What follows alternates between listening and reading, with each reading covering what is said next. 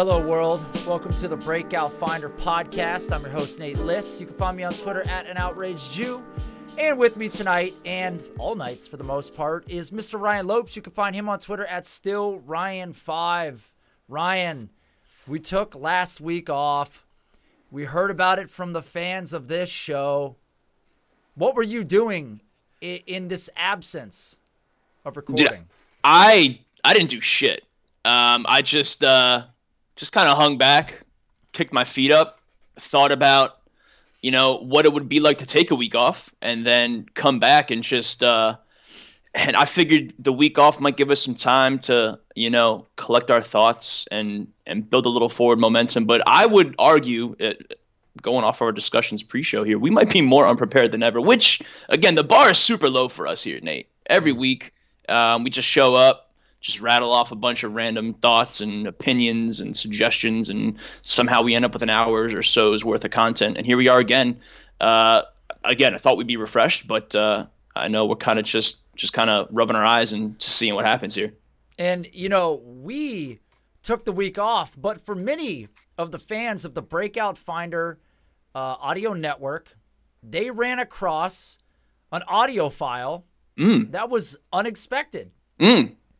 And I need to apologize for the suddenness of this file because there seemed to have been mass confusion amongst the listeners, the thousands and thousands of listeners of this show. They were unsuspecting and ill-prepared for a passion project that was unleashed amongst the world. Ryan, are you familiar with the hard expose, tough question tackling, conservative Glenn Booker? I was quickly initiated. He really kicked down the door, and his attire, to me, suspenders and all, he obviously meant business, and I'm just glad that the world could finally, get a little bit of glimpse into the life and the thoughts, the processes of Mr. Glenn Booker. But to your point, super unannounced, which I guess is Glenn Booker, man. We're just here on his time. Yeah, and we were witnesses to the first ever interview with at Dynasty Champ 1, also known as Drake Jordan. Drake Jordan, legend. Defended himself, said, hey, I'm not a troll, said I'm a real human being, said I'm not Evan Silva. It's yet to be fully determined. If you check out the video on YouTube or go to our Twitter, you can find it either at Glenn Booker Live. I can't believe that's a real handle. It's a real handle. I think Ryan has it on his timeline. I have it on mine. You can find it on the Breakout Finder timeline. Drake Jordan defends himself and says, hey, I'm a real guy. Two-time champ. For those that are unfamiliar, two-time champ. Dynasty, high-stakes champ.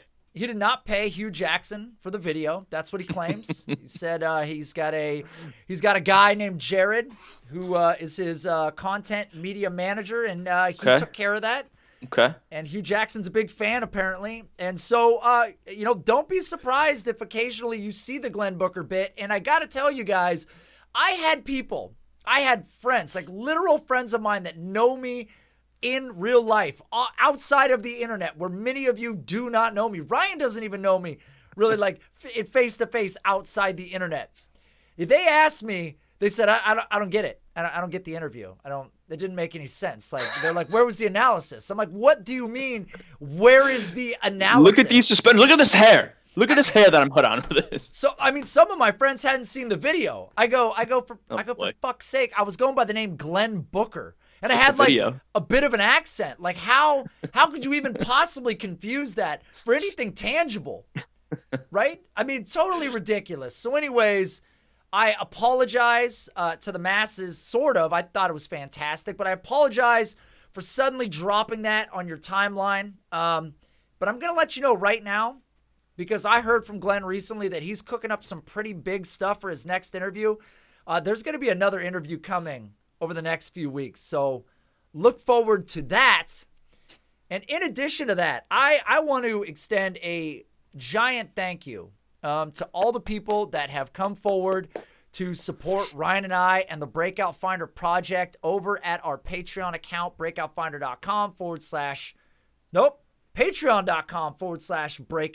Don't go to just the rolls other off one. the tongue. Yeah, it just rolls off the tongue. It's too easy.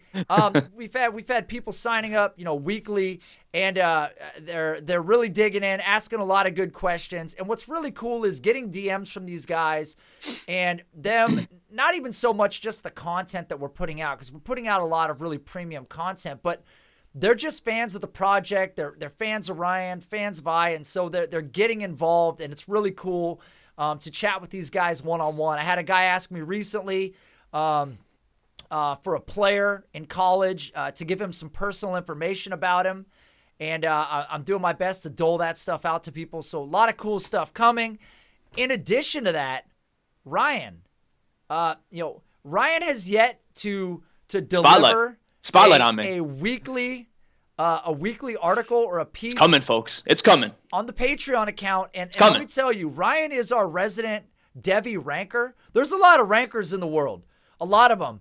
And some of them get paid a lot more than Ryan. But I would argue that they're no better. Ryan, let the people know what may or may not be coming in the future to the Patreon account. I was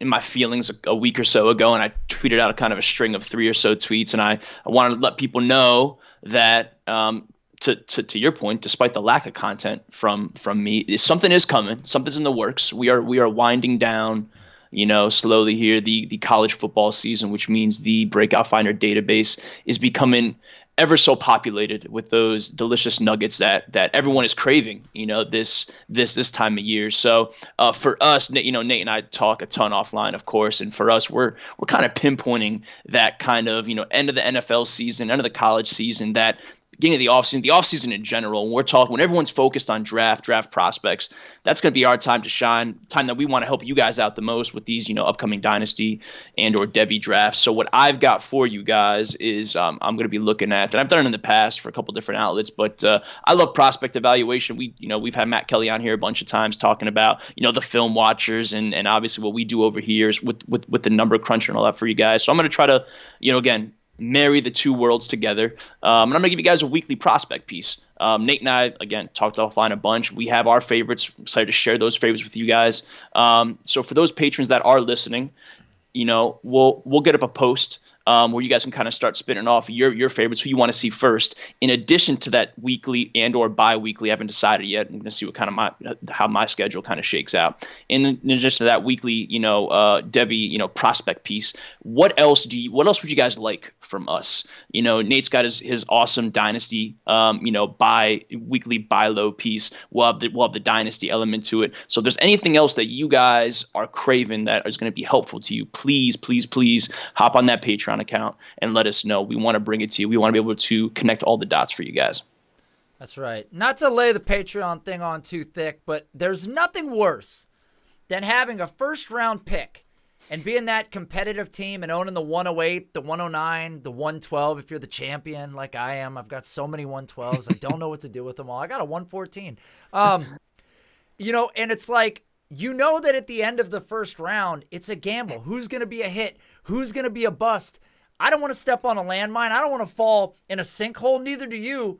And I think we might have the skeleton key to helping you avoid the landmines and find those hits while also not trading away those picks. I mean, look where Terry McLaurin falls. Look where Marquise Brown was. Look where, DK Metcalf was in some drafts. I mean, go back a few years to where David Johnson fell, to where, DJ Chark went. All these names that are popping up, these names are highly rated in the Breakout Finder, so really exciting stuff. Can't wait to put that out there for you. You don't have to trade away the 110 to find a hit, guys. I'm just telling you.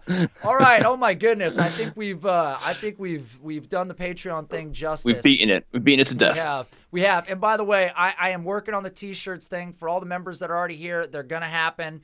That is my number one priority outside of trying to get Ryan Lopes to put some of that brain juice on the Patreon account. I know this it's coming, folks. I promise you. Devi Master, so get ready for it. So listen, I got a bone to pick. Outside of the Patreon thing, outside the Glenn Booker thing, there's a phrase that I've been hearing recently. Hot button. This is so much worse than when Ryan said Tutty and a guy reacted negatively and Ryan told him to kick rocks in a much, much worse way. I mean, I've never seen Ryan. Yeah. I don't get too riled up nowadays, but that guy really found me on a bad day, Nato. Found me on a bad day. I want to point out the fact that I'm only 36 years old, okay? So I'm in my prime right now. Things are good. This is as good as it gets. I'm peaking right now. I've had so many people recently respond to me, especially after I put up an Eminem tweet saying that he destroyed Jay-Z on Renegade. That's not up for debate. That's indisputable. I had multiple people, and even before this, say, "Okay, boomer." Why? What is that? That is the worst thing I've ever. I'm not even a boomer. I want to first visit the whole Tutty side of the things, because dude, we sit on here and we spout off takes, hot, lukewarm, otherwise. We have opinions about players from a dynasty perspective for your redraft leagues, for these upcoming draft prospects. We have so many thoughts and opinions. Half of them, we're doing pretty good if we're hitting on half of them here. So we're giving out a lot of thoughts here. We put a lot of thought behind them. Sometimes, the best laid plans. So there's some things that have gone haywire. Some things that we've said, some players we've touted, whatever the case may be, some scenarios that have fallen off the rails. All that, no one cares. No one seems to care about that. People care about the word Tutty. Tutty really got folks upset. So I'll issue an apology, Nate. I'll be the bigger guy, and I'll tell people here that I didn't realize the word Tutty was such a, like I said, such a hot button topic. There's such a word that would really make some people upset. So I'll do my best to avoid it. I love some good Tutties, guys. Man, as far as boomer, you know what?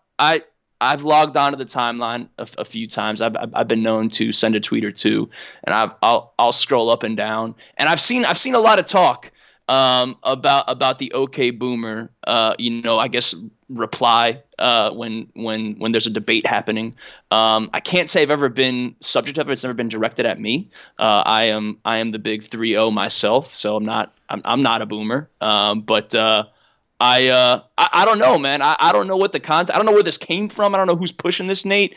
Was it? Can you give us an example of how it was? Were you attacked by this here, Nate? I was, obviously. So go back to the Eminem tweet. I said that Eminem's two verses on Renegade were better than Jay-Z's, and to illustrate that I was out of touch with music, right? Like I'm the old guy that old guy Nate talking about the hip hop.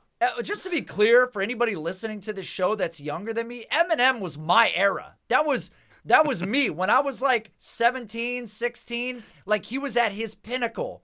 Okay, that's like dudes that are 26 that talk about Michael Jordan was the best player ever. You're like 18 years too late. You didn't see Jordan play at all. You weren't even born when Jordan was balling out of his mind. You might have been born when he was half-assed on the Wizards, but you didn't see MJ back in the day with John Paxton and Hodges and Bill Cartwright and Tony Kukoc and all these B.J. Armstrong. It's a name. You weren't around when this dude was playing with these people, so don't come into my mentions and call me a boomer and act like I'm out of touch because I don't listen to whatever face tattoo rapper you're listening to today that's spouting nonsensical horse crap.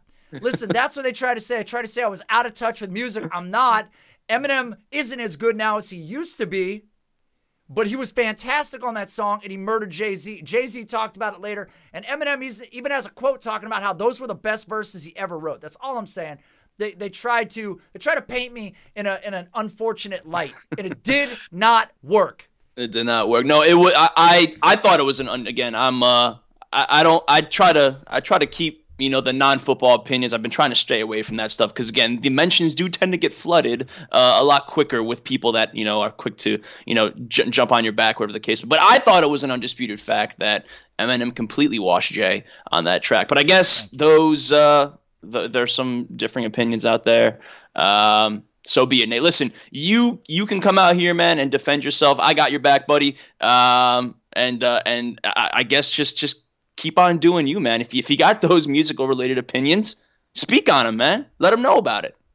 I did, and I've got opinions about Eminem. I got opinions about running backs too, Ryan. Talk to me about running backs. I got an urge to talk bad about someone. Yeah. I'm rostering Todd Gurley in a season long league, of mine, and I'm hoping that he kind of keeps doing what he did last weekend down the stretch. It would be a nice little boost for my squad, but. Every time I watch Todd Gurley play, it looks like me running the football out there, man. He just doesn't have that same bend, that same whatever we saw from Todd Gurley a season or two ago. It's gone. So the moral of the story, I'm sitting back, I'm watching Todd Gurley get it done last week, but more or less struggle on the season as a whole, limiting his workload. I'm watching Ezekiel Elliott get outplayed by a phenomenal rookie pick who just isn't getting the volume because he's playing behind newly paid Ezekiel Elliott and Tony Pollard. The moral of the story here to me is and there's plenty of running backs don't matter propaganda out there, and a lot of it is, spot on. The moral of the story here is you don't want to pay your running backs.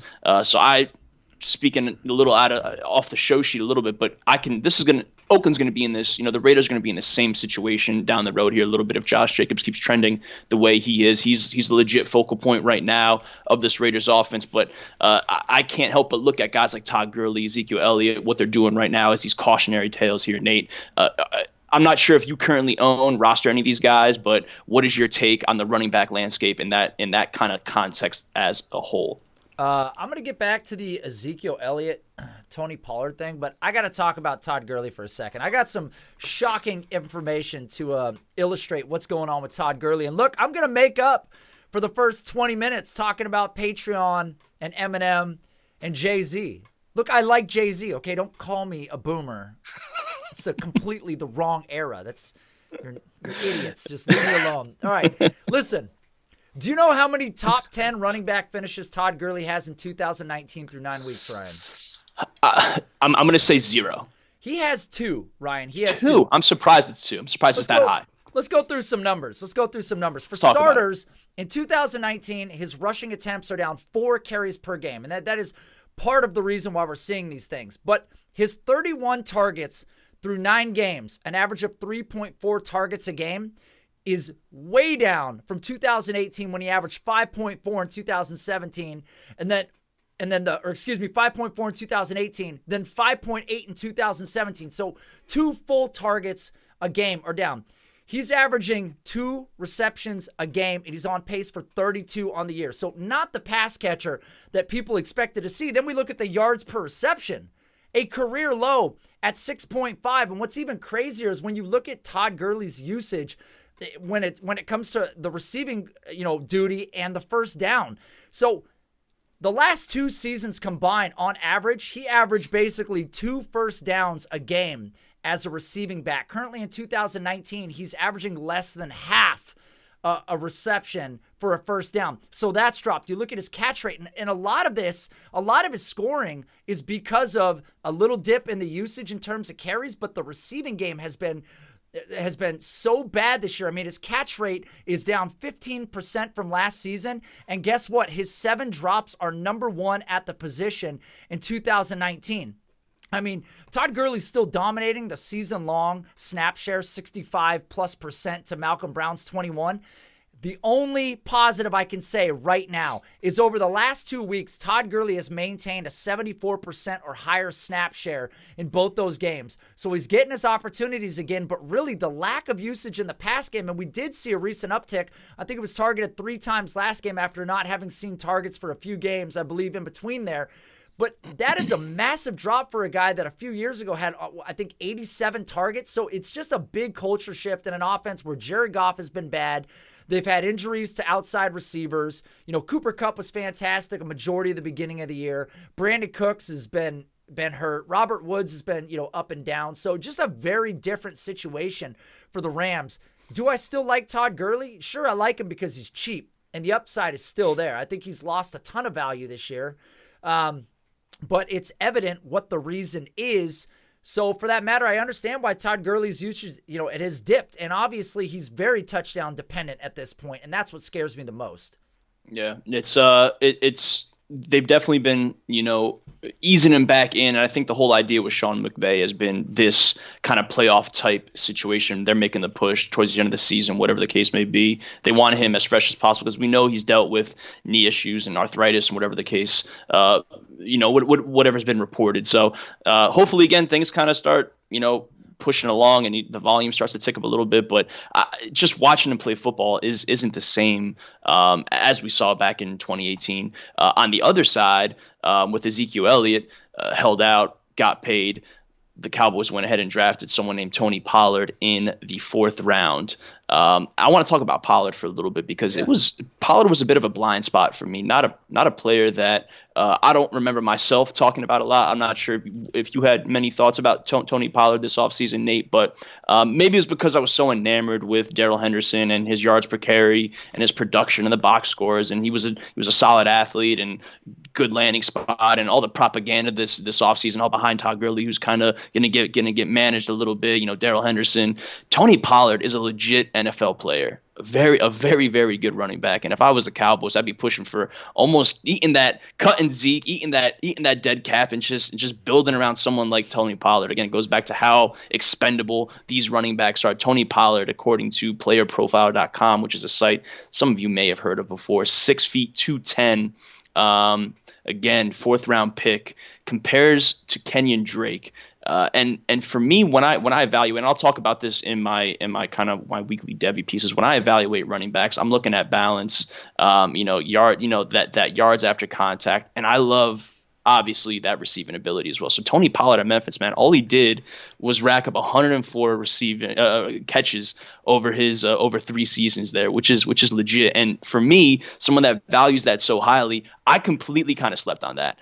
So Tony Pollard, again, cautionary tale for me, someone that I'm really excited about going forward. I just wish he wasn't kind of stuck behind a player like Ezekiel Elliott with that contract. So I'm not sure how the Cowboys get him more involved. But after watching him play last week and seeing what he did, Dak dumping it off into space and him doing the rest of the work, and we saw that this past preseason as well, the Cowboys need to get him more involved. I just don't know how much more that happens. So a bit of a frustrating point for me for a couple of reasons, just given where he landed and given my evaluation of him. But I'm very excited about Tony Pollard, Nate. I don't know if you share my same enthusiasm. Yeah, I mean, I think, okay, 2 things here. Number 1, the smartest thing that Ezekiel Elliott ever did was come back for week 1. Because, I mean, there's a very real chance that despite the fact that the Cowboys took him where they did, that if Tony Pollard plays well, they're really, I mean, we're seeing it more and more. We saw this happen with Le'Veon Bell. It damn near happened with Ezekiel Elliott. Look at David Johnson. Guy was elite, gets other competition around him. Suddenly he kind of fades into oblivion. And I think the NFL is starting to recognize more and more, paying running backs is a tough thing. Look at Melvin Gordon and look at Austin Eckler. I mean, Austin Eckler was fantastic. So it's pretty dangerous for these guys to sit out when they're looking for a big contract. So kudos to Zeke, because that's the smartest thing he ever did, was make it back before Tony Pollard could really wreck shop there. But I'm with you. The thing about Tony Pollard is, and the reason he was such a blind spot, it's kind of similar to the whole Alvin Kamara thing, right? Like limited usage. Had other players around him that played more, kind of put you in that mindset that maybe he's not better than the guy in front of him, especially when you've got a guy like Darrell Henderson who's playing absolutely, out of his mind the whole time he's there. One of the best rushers that played in the American Conference maybe ever. His stats are prolific.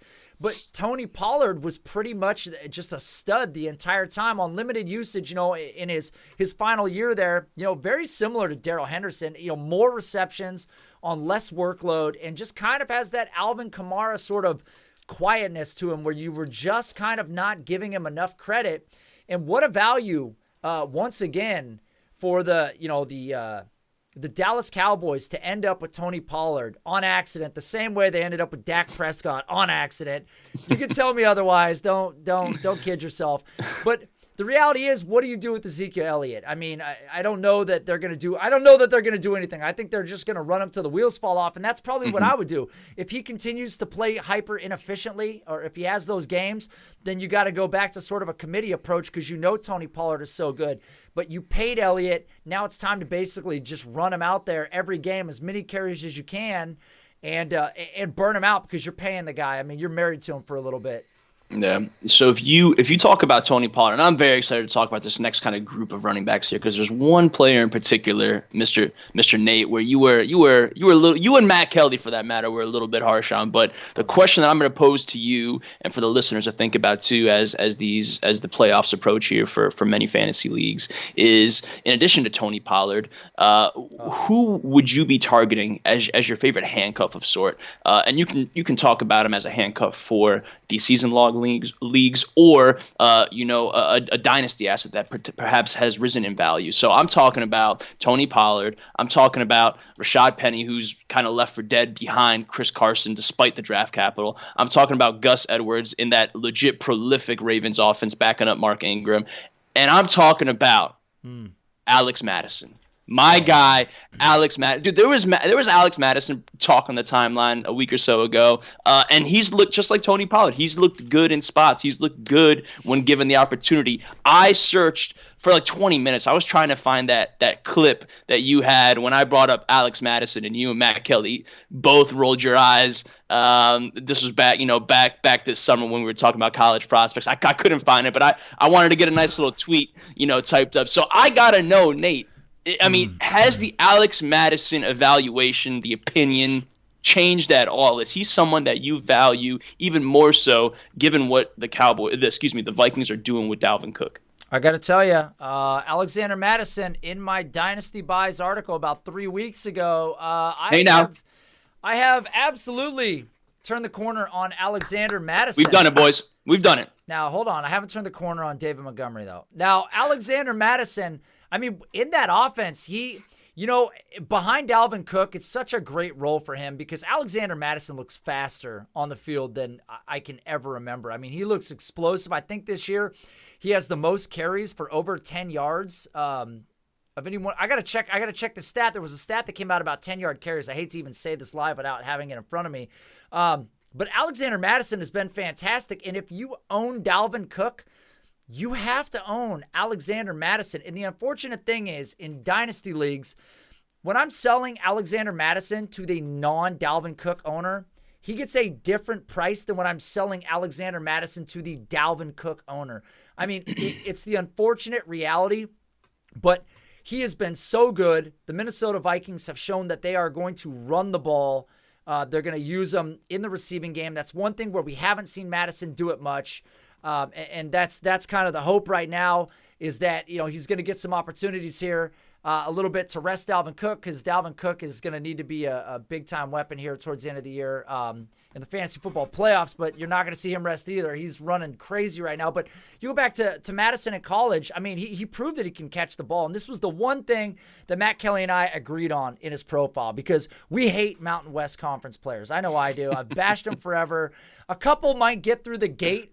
It might get past my blind spot, but for the most part, when I'm out there, pew, pew, pew, pew, pew, when I'm shooting them down, I'm not missing very much, okay? So I will give you Mattison, because Mattison has been fantastic. Let's go. And the profile Let's go. definitely supported it, but this is a guy who, despite the fact that he ran a 4.67, and you can check that out on playerprofiler.com. Game speed. Yeah, his quote-unquote hashtag game speed. His apparent game speed is much faster than that. He looks like good. a bruiser, man. He looks very, player. very, very good. Yeah. So, credits to you for... He's better than that other Boise State back that'll go unnamed that may or may not have appeared on another Dynasty podcast back in the day. I won't say his name. I won't tell you what he's doing right now. But this player might be better than that player. I'll tell you that's all I'll say. He's not playing football. So, not playing. And Alexander Mattison, I've turned the corner. Go get him if you can get him. I like it. Obviously, the best thing you can do with Mattison is, obviously, you don't want to get him coming off one of these big weeks. And Week 11 against Denver is a perfect opportunity. 3 carries, limited yards, 5 yards. Didn't do much, 7.5% snap share. He's the guy you want to own. And we never bet on injuries, but most running backs haven't been hurt as much as Dalvin Cook has been over the past few years. So you could do a lot worse if you're not the Dalvin Cook owner than owning Alexander Mattison as just a very high-end backup. But if you have Dalvin Cook, you got to have Alexander Mattison. Definitely. And a player that has turned the corner, Nate, but not for all the right reasons. And one could say for all the wrong reasons. We might have talked about him with our guy Roto Pat a couple weeks ago. David Johnson, the David Johnson situation hurts me just because of how good Kyler Murray has been, what his future looks like. Assuming Arizona just keeps loading up that offense, Cliff Kingsbury on the mic. Again, going back to Kyler Murray, just he looks like a pretty special player. And then we look behind Kyler Murray and we see David Johnson just kind of putting around, man. 2016 is so far away for our friend David Johnson, his age 25 season, where he was able to get 1,239 yards on the ground, 16 scores, 16 touchdowns. I won't say the other word, Nate. I've learned my lesson. 879 receiving yards with another 4 scores through the air. This looked like, the beginning of something ridiculous for David Johnson. And we kind of know the story from there. He's battled injuries. And again, lands back in this Arizona offense, which has the arrow pointing up. Now his age 28 season in 2019 here, sitting at only 300 yards. He's just a shell of what he used to be. So the question for David Johnson is it curtains? Is it over for David Johnson owners? Here's the thing. It's not over for David Johnson owners because even if it's not in Arizona, he's going to have opportunities elsewhere. But Kenyon Drake showing up has not been a good thing for him. That's been unfortunate to his opportunity. Kenyon Drake last week, 80 yards, total yards. It hasn't been good for David Johnson. And if you go look at some of the clips, he looks terrible. I mean, he looks slow. I don't know if it's injuries. I don't know if it's motivation. I don't know if it's the fact that he's been, buried on the depth chart now. I mean, Chase Edmonds outplayed him for 2 straight games. Chase Edmonds, we can't forget, blew up for 2 games, and David Johnson has been struggling. And then Kenyon Drake comes in and has a game or 2 that are pretty impressive also. And you go back to, you look at Kenyon Drake a year ago. Kenyon Drake was a tackle breaker. He was elusive. He did all these things that they're trying to implement into this offense. Running with a mobile quarterback should be a big advantage. Christian Kirk's evolving. Andy Isabella coming out. Still no sign of Hakeem Butler. Enough of that, Nate. Just keep talking about everyone but Hakeem Butler. That's not on the show sheet, buddy.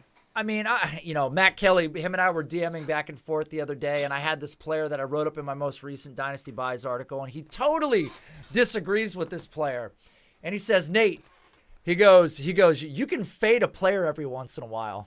Oh, and so I'm thinking to myself, like, David Johnson, like, sure, I'd like to own him on the cheap in the off chance that, like, he finds it. But look, we're talking about David Johnson, like you said, at age 28. I mean, he is getting to the sort of the end of that apex for a majority of running backs. You don't get Adrian Petersons. You don't get Fred Jacksons. You don't get, Frank Gores. They don't happen all the time. I mean, your typical running back is peaking at 27, 28, and the decline is steep. So the reality of this for David Johnson is that we're probably, his best days are clearly behind him. I mean, you even cited it. You didn't say this part. He had 120 targets in 2016. I mean, that's absurd. That's more targets than Corey Davis season. Voluminous. NFL seasons. That's ridiculous. That's so many targets. So I think that the reality is that his best days are behind him. But is there a spot for him in the future? Yes, absolutely. I don't think David Johnson's done in this league, but as an elite primary runner, I can with confidence say that I think those days are over. I'm gonna float out a question here. It was and I want to preface it by saying I am arguably the biggest fan of this player. One of my favorite players in the league right now. One of my favorite players coming out. I've loved him through and through. What he's doing this season is remarkable. We are watching a LaDainian Tomlinson-esque, a Marshall Faulk-esque performance. He is that good. But I'm sitting by myself in the morning eating my bowl of oatmeal, and I'm thinking, knowing where the Carolina Panthers are going, for whatever reason, again, talked about it with our guy Pat Doherty a couple weeks ago. For whatever reason, they want to move on from Cam Newton. The head coach may or may not be in the hot seat. The team seems to be evolving around Christian McCaffrey. So I'm sitting there wondering, if you are a Christian McCaffrey owner, Nate, and this might be crazy talk. I'm totally aware I'm going to probably get some blowback here. If you are a Christian McCaffrey owner, is there a scenario, or what would the haul have to be where you are comfortable off? Is there a situation where you are offloading Christian McCaffrey? If you can get the farm, as they say, Nate, for a player doing what he's doing right now, knowing where the Panthers and the organization's heading in the future, is that a player you can deal with losing if the return is there a proper return on investment here, Nate? Is there a proper return on investment selling Christian McCaffrey in his uber prime? Am I silly, Nate? Am I wearing my silly pants here, Nate, for even thinking that? Yeah, I think you are. I mean, here's the thing. Here's the thing about Christian McCaffrey. I would not sell McCaffrey unless I was getting a good running back in return. I mean, a good running back. I mean, we're talking a young Josh Jacobs. We're talking I mean, I don't know. There's not very many names I even want to say. Not a David Montgomery. Not a David Montgomery. Like a Nick Chubb. Like, it would have to be seriously like Nick Chubb plus. I mean, but sure. or numerous first-round picks, high first-round picks. But the reality is, I like winning a lot. And Christian McCaffrey is that guy right now. I mean, he is absolutely that guy. Number one at the position, 30 fantasy points per game. 30 per game. He is outscoring quarterbacks on a regular basis. And the whole point of fantasy is to just outscore your opponent, right? And I'm not sure I'm willing to give up a guy that's 23 and a half years old. I mean, Christian McCaffrey for the foreseeable future, he may not play like this. I mean, it's almost an assurity that going forward, we don't see this from him next year. Not on this level. I mean, this is peak. But his floor is the highest floor we have ever seen next to LT. So on a weekly basis, he's going to be an uber highly targeted player. He's going to get his opportunities. And even as his rushing career, I mean, here's the thing that I love about Christian McCaffrey. If he's struggling to rush, he's impossible to stop as a receiver. If you stop him as a receiver, he's going to eat you up as a runner. And if you get a competent quarterback back there and this offense, grows, his versatility is just incredible. So at age 23 and a half, I'm not sure I'm willing to sell Christian McCaffrey yet. If he was 25 and a half, if he was 26, I might be more willing to have this conversation. But this guy is playing the best football we have possibly ever seen in fantasy at the position, and he's not even 24 years old yet. So it would take a lot to give him up. There's whenever McCaffrey goes off on Sundays for one of these ridiculous box score loaded games of his, which again, as you just said, he's capable of on a super scary, consistent basis. There's always a fun conversation that happens on the timeline. Like, to imagine a world where Christian McCaffrey was just focused on being like an elite. Like, he already is an elite receiver, but imagine him being like a full-time slot receiver. He'd be he'd be one of them. He'd be one of the best. He'd be the best. He'd be like a Wes Welker all over again. Kind of, he'd just kill you everywhere.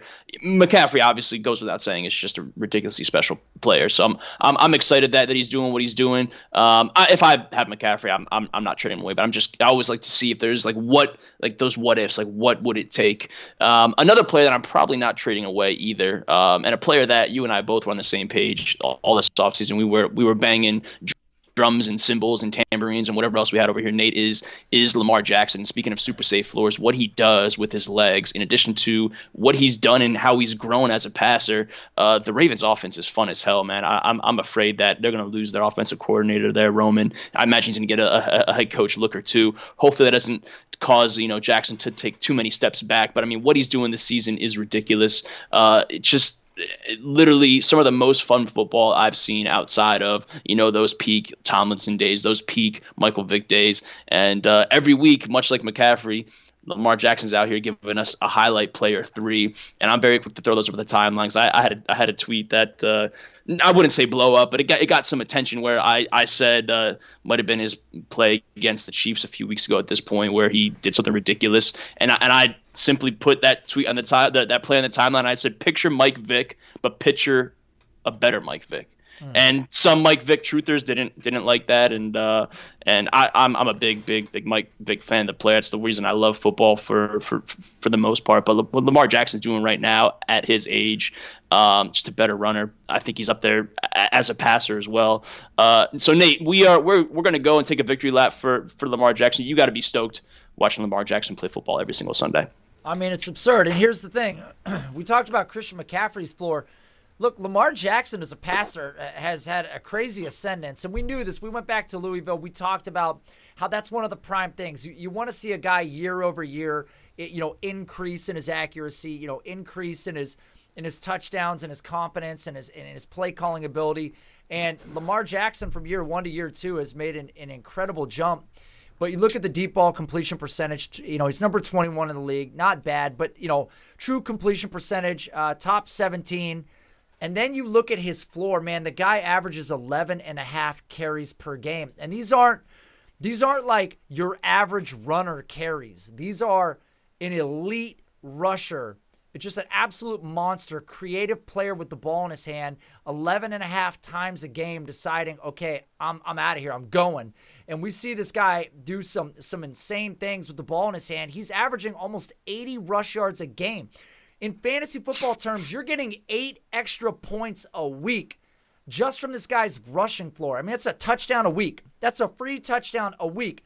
And then this guy already is number 4 in the league in passing touchdowns. So he's got 19 on the year. It's crazy to see what he's done this year. I mean, it's been phenomenal. Marquise Brown's been on and off in terms of injuries.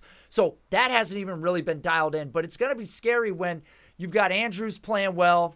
You've got Lamar Jackson's hard to stop. Mark Ingram's been good, but when you get that deep ball set up in there and you're trying to cover all these levels, you're dedicating a safety or a linebacker on Lamar Jackson because him running is such an incredible threat on long second, long third downs, and you've got to maintain covering down the seam for Andrews or that deep ball, a clear out to Marquise Brown. It's crazy, man.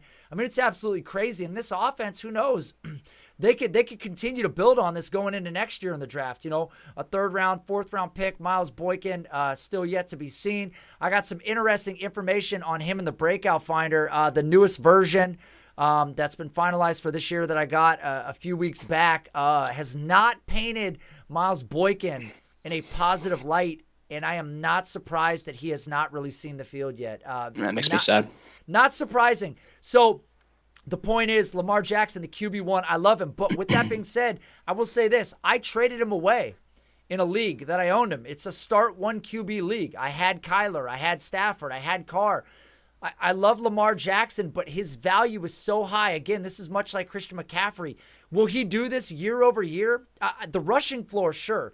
The passing has surprised the hell out of me, and I think it's surprised a lot of people. I mean, it has been so much better than expected. Night and day, for sure. And I definitely question if we're going to see that next year. But if you have Lamar Jackson and you can afford to give him up like I did, you can get an insane return on this guy in a start 1 QB league. Again, it's all about, trying to accrue the most points you can, and it's tough giving up Jackson. But if Jackson's going to net you a pretty massive return, you got to sell him. Yeah, I don't know if this is putting you on a spot, man, but where do you have Lamar Jackson kind of in your overall, dynasty quarterback rings? Is he a top 3 player, top 5, top 10? I think he's got to be right there in your top 3, top 4. I mean, Kyler every week is just climbing and climbing and climbing because he's got that rushing floor as well, but he's a hyper accurate quarterback. We figured this is what we were going to see from Kyler. Obviously, Russell Wilson getting more opportunity, more rapport. DK Metcalf has been such a blessing to that offense for Russ. So you got to love Russ. So Lamar, Russ, Kyler, I mean, they're all kind of jammed in there. They all have that rushing floor. Russ a little less as he's got a little older and learned to be a little bit more of a pocket passer, and the opportunities have opened up. But for sure, I think without doubt, top 3, and I'm probably going to get blowback from that for not calling him number 1 overall. But I mean, you got to be crazy to believe that there's not a little bit of passing regression in the future. The rushing floor, not debatable. I think we're getting this for a couple years. I think this is Lamar Jackson for sure for a couple years. But those games when he had 15, 16, 17 carries, I think you're going to see that less and less in the future. And I think the passing might come down a little bit. So that floor might drop a little, but he's still incredible. Let's talk about a couple wide receivers for a little bit here. We've talked about quarterback play. We talked about some running backs we like, we don't like. So wide receivers, a player that the Breakout Finder did enjoy, a player whose early breakout here, his start to his rookie, career, shouldn't necessarily surprise. Deebo Samuel, just a monster after the catch. 2 weeks in a row now, week 10 against the Seahawks, saw 11 targets. Week 11 last week, saw 10 targets against the Cardinals. His arrow seems to be pointing up. Could just easily fall into that wide receiver 1 role in that San Francisco offense. Back-to-back 8-yard reception weeks, back-to-back over 100-yard receiving weeks. Hasn't found the end zone yet, but I imagine that's coming. Again, the arrow is pointing up. He's being utilized. Deebo Samuel, I was a fan. You're a fan. We're all fans. Everyone loves Deebo. Tell us what the breakout finder thinks, Nate. I would love to tell you what the breakout finder thinks, Ryan. Well, first off, let's talk about Deebo Samuel, the NFL player here for a second, man. His game log, and again, Dynasty Buys article, I had Deebo in here when his floor was at absolute rock bottom. And, man, me and Matt Kelly talked about this on a podcast and off air, and I have really, really, really bought into this mentality. And the mentality is you have to overpay for players that you really believe in. I mean, the days of, I hate when I get a trade offer from a guy and they're offering me some bullshit deal and they're barely chipping anything in, you know what I mean? And they're avoiding really giving you the true deal. And I've tried to avoid that myself because guys like Deebo Samuel, guys like DJ Chark, guys like Cortland Sutton, I mean, Deebo a little different from them, all hyper talented players. And you just have to pay up if you want to get studs. Deebo Samuel, 41.8% breakout rating. That's really high. That's top 75 all time. So over the last 21 years, that's top 75. What's interesting is number 73 in the breakout finder, Emmanuel Sanders. So pretty good company to be in. Now, people, as they're learning more about the breakout finder, there's not one surefire way to get yourself jumped up in the rankings. There's a lot of different avenues for your score to be adjusted. Deebo Samuel, very well known for his dynamic score. I think he was in the 79th percentile. This is a player that had a lot of kick return ability, had a lot of dynamic rushing ability. So that has been factored in there, and that's a big part of how Deebo Samuel got to where he did. But yeah, 41.8% breakout rating puts him in a very good group of individuals with a lot of names of a lot of hits. Is there, and I'm gonna kind of lead in here a little bit, Nate, and then please, you might have something to get off your chest about a specific wide receiver, plays for the Chargers. You've been on a bit of a campaign, and last week Keenan Allen against the Chiefs gave us, off of 12 targets, he had an 871 and one line. Nothing that really blows you away, but he did show some signs of life out there, Nate. Is there something you would want to say to Keenan Allen himself, Keenan Allen owners, Keenan Allen fans? Have you been kind of racking your brain about something over there, Nate? I mean, I'm not sure that Keenan Allen isn't still droppable in all formats, as I've just throw that out there. Stated in the past. Look, I mean, do you have Keenan Allen's stat line from last week in front of you? I do. Yeah, it was that 871 12 targets. Can you just kind of pedestrian, I guess, right? I don't know.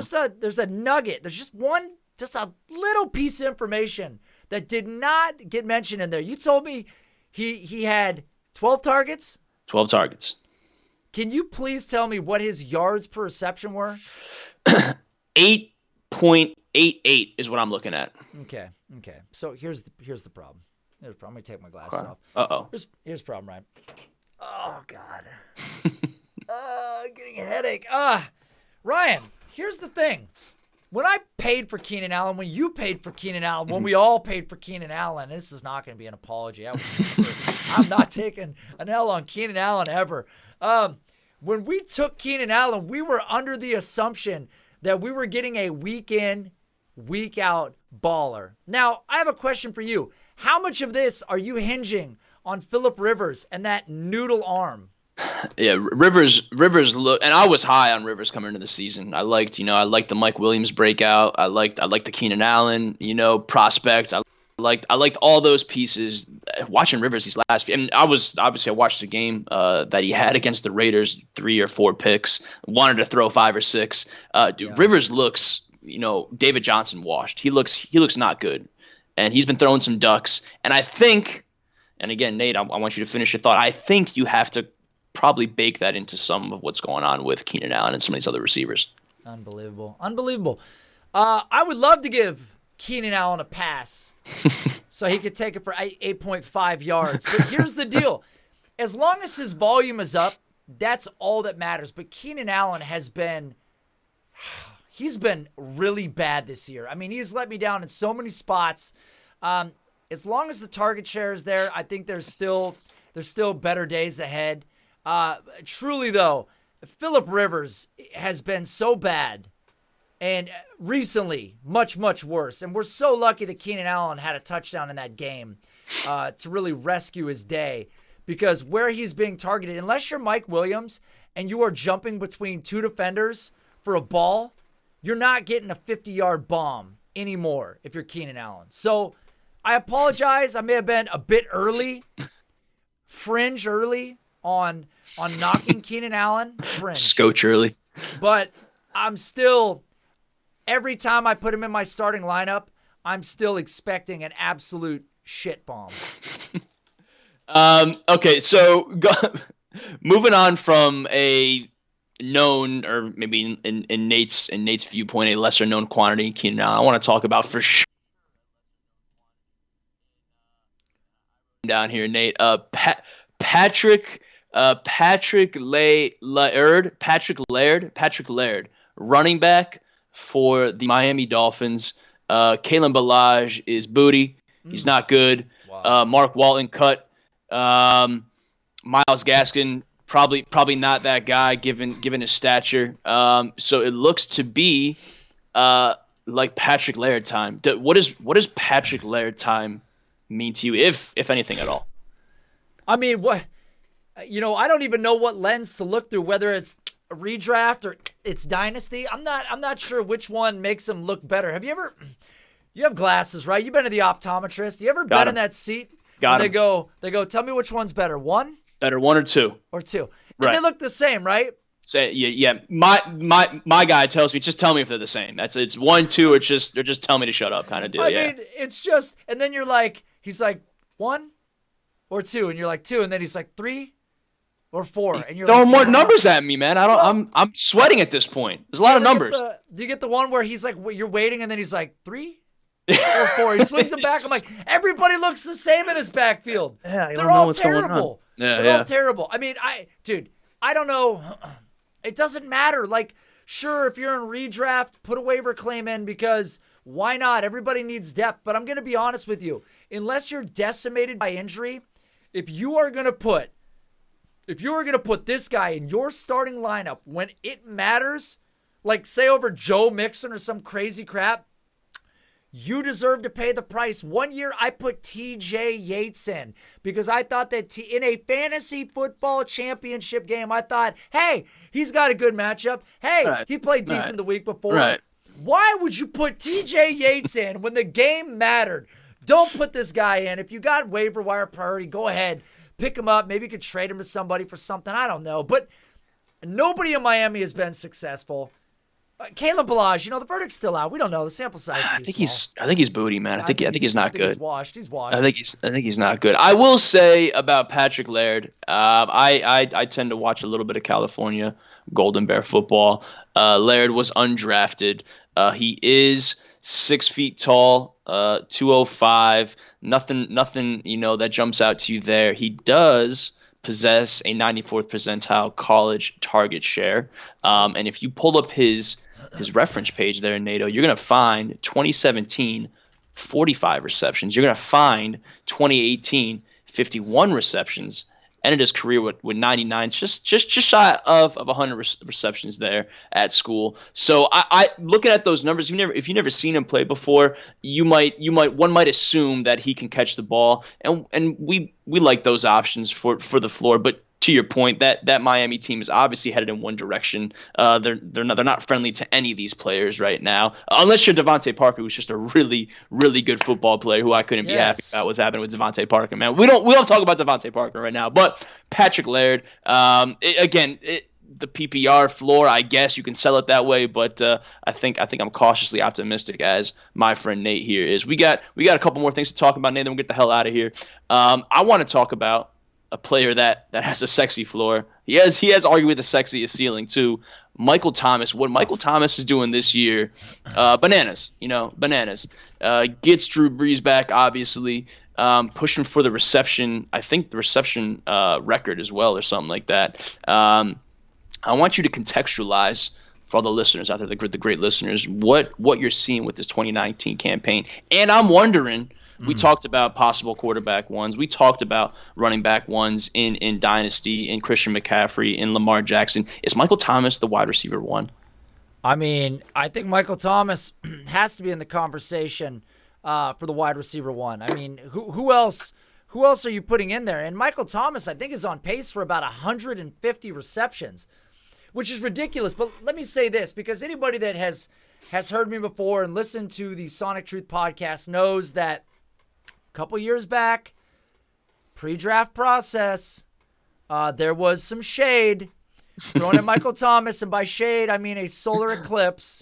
And in retrospect, I didn't have the breakout finder. Sorry, guys. I didn't have it in front of me. Let me tell you this about Michael Thomas. This is gonna be earth-shattering. So, Michael Thomas. Now, I've done nothing to the breakout finder other than complete it, and it took a lifetime to do. But currently, all time, Michael Thomas is sitting at, I believe, number 39 all time. Okay, that is a good group. That's right next to Antonio Brown. That's right next to Robert Woods. And Robert Woods has been really good too. But Michael Thomas that year was getting beat down pretty bad. In the breakout finder, Michael Thomas was number 3 in the class, only behind Sterling Shepard, Tyler Boyd, and then himself. Tyler Boyd, breakout, has been great. You know, Sterling Shepard has been really good in his opportunities. Michael Thomas obviously has been way better than both of these guys. Way better. So trying to contextualize what Michael Thomas is doing, first off, the opportunity is sick. So if this is what he's going to get week in and week out, this many targets, this much opportunity, I mean, I don't see how he's not the wide receiver one. You know, even with Teddy Bridgewater in there, you could not shut him down. So it's not just Drew Brees. Teddy Bridgewater's a competent quarterback, and Drew Brees is a game changer.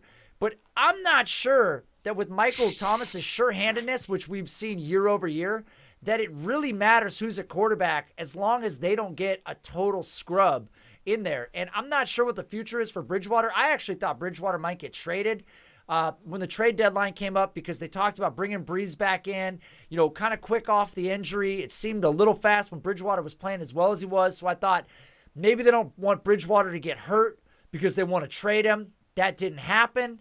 So maybe they're looking at Bridgewater like he is the guy in the future. I don't know, but Brees seems like I don't know when he's done playing either. But Michael Thomas is the wide receiver one.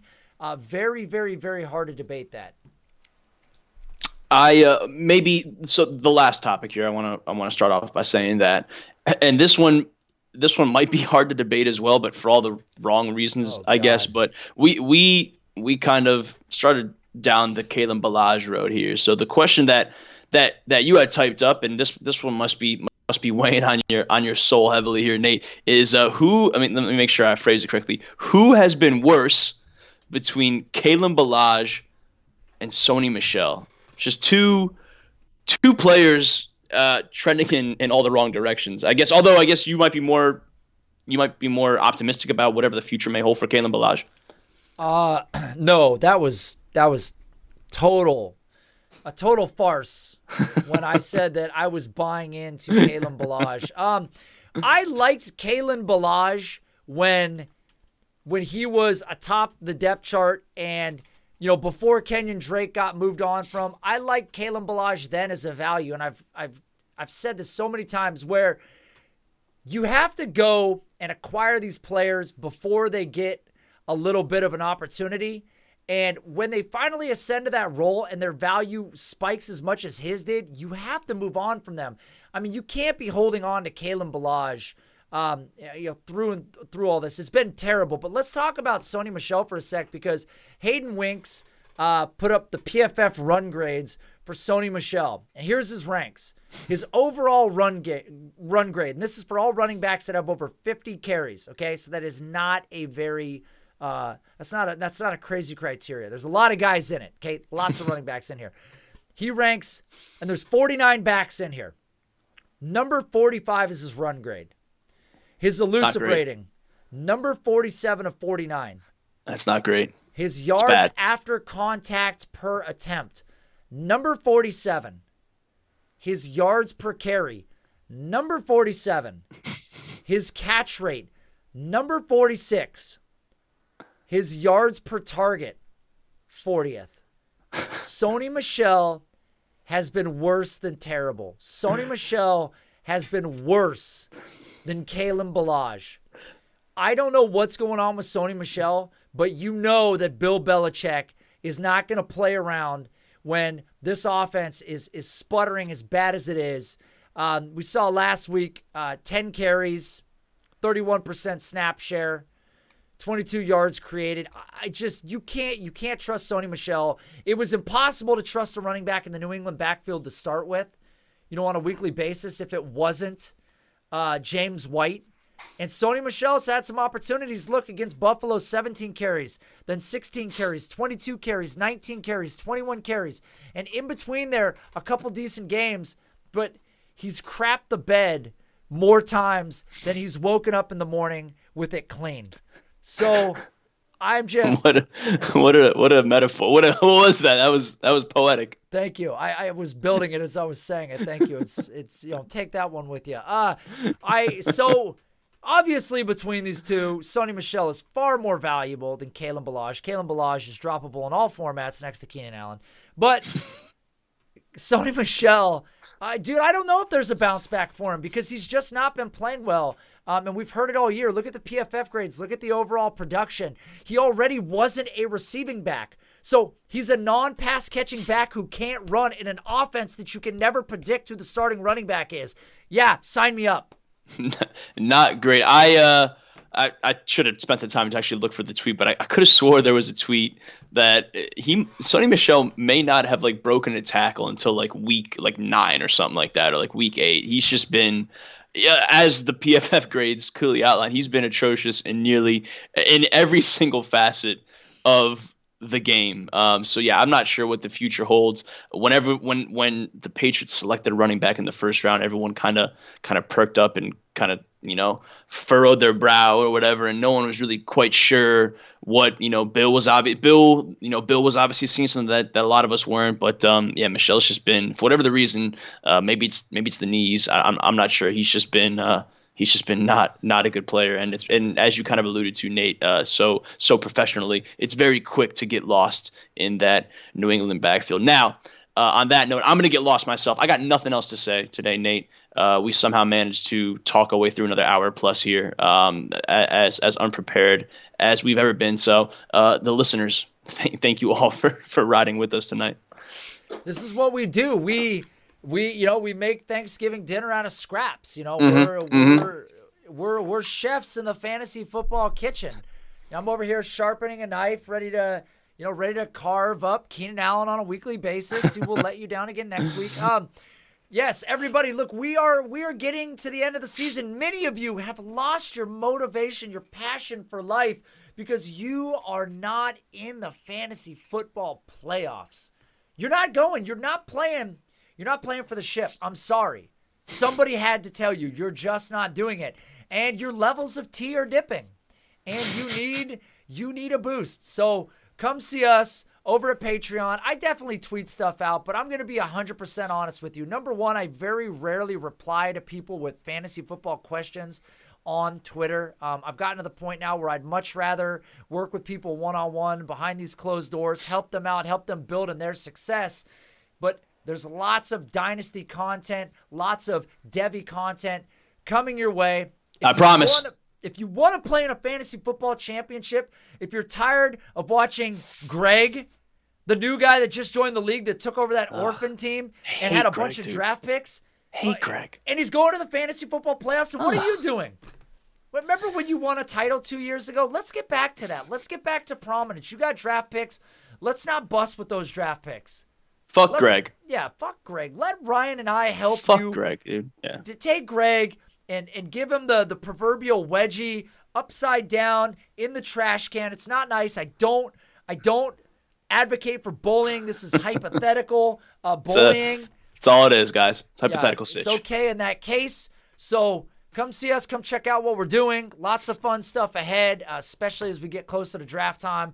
Ryan's been working on fun stuff, so I'm excited. You can tell I'm excited. It's infectious. Palpable. It's palpable. It is. Like I'm not wearing my Apple Watch that I just got, which is pretty cool. I'm a big fan of that. So I don't know what my heart rate is right now, but it's a very delicate end of the show flex. Just letting people know that we're doing all right over here. You know where to find us. And listen, all right over here. Listen, if you have a moment and you're not going to Patreon, go check out the YouTube channel. Go check out our feed on iTunes. Rate it, review us. Let us know. Let us know we suck. I don't care, Dave. Greg, if you're listening, tell me about it, dude. Tell me about it. Sucks. I read them all. Man. I read them all. And I go home and I smile. It makes it warm. It warms the loins. So, and we're gonna try to do some shows. I don't know if we've got a Thanksgiving show, like something like that. I might need a whole turkey the whole time. Just live, the entire shit. Yeah, the whole time we might just eat full-on turkeys and talk about nothing else. So, appreciate everybody listening. We try to continue to do something a little different, a little more fun. Tired of people just reading down the stat sheet, and tired of people just going over the news and recent injuries and whatever other baloney's going on. I mean, where else are you gonna find out about Sony Michel's bed shitting? Nowhere else. That is why they come and that's why they stay, Nate. I'm convinced of it.